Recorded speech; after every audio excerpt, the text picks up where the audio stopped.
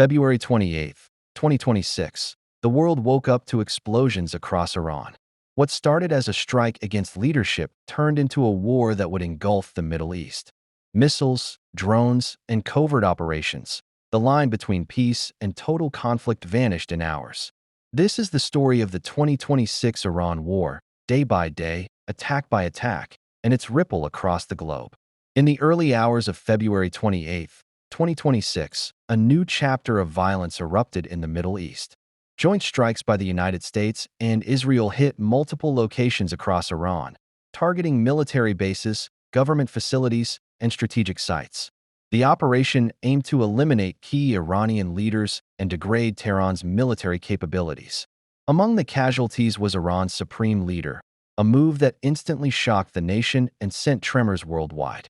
Smoke rose over Tehran as cities reeled from explosions, a grim signal that fragile regional peace had shattered.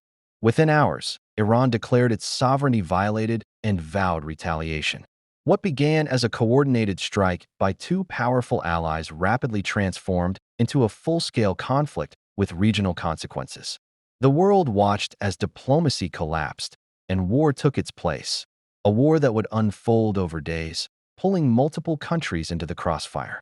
Iran responded swiftly and decisively.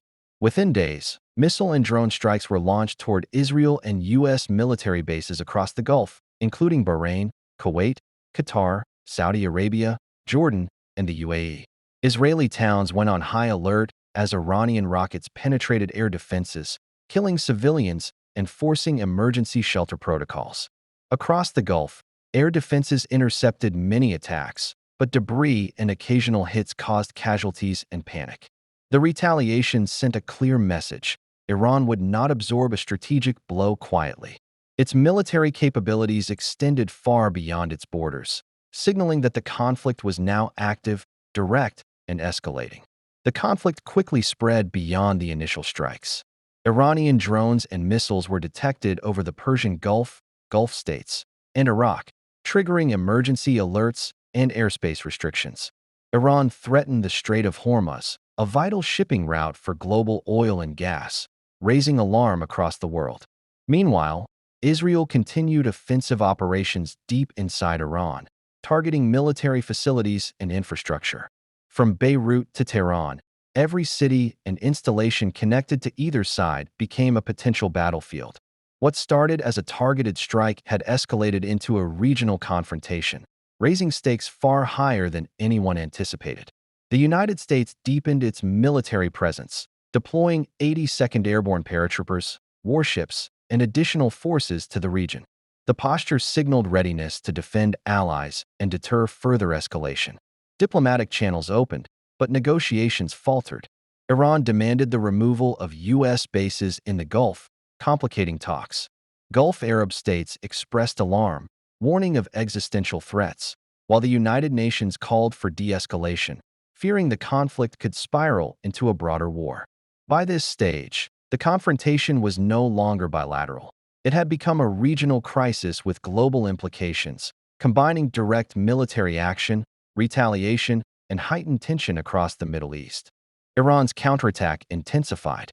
Ballistic missiles and drone strikes hit Israel, U.S. bases, and allied facilities across Bahrain, Kuwait, Qatar, Iraq, and the UAE. In Israel, missiles triggered air raid alerts and penetrated defenses, striking civilian areas, including Beit Shemesh. Across the Gulf, missiles targeted the U.S. Fifth Fleet and allied facilities, causing damage and casualties even where interceptions occurred.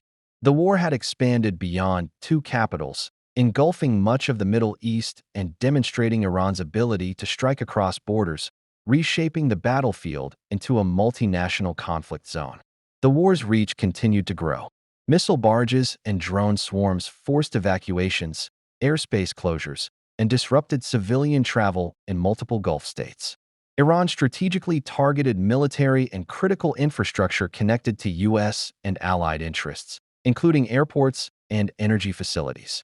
Even nations not directly involved, like Jordan and Iraq, engaged incoming threats with air defenses. The geographic spread revealed a harsh truth. This was no longer a simple bilateral conflict. Boundaries between military targets and civilian life blurred, raising stakes for the entire region. Global markets reacted, and the world felt the ripple effects. The United States increased its military alert levels, repositioned assets, and conducted operations with Israeli forces, signaling readiness to defend strategic interests. A 15-point U.S. peace proposal was announced, requiring Iran to renounce nuclear weapons, but Tehran rejected these conditions.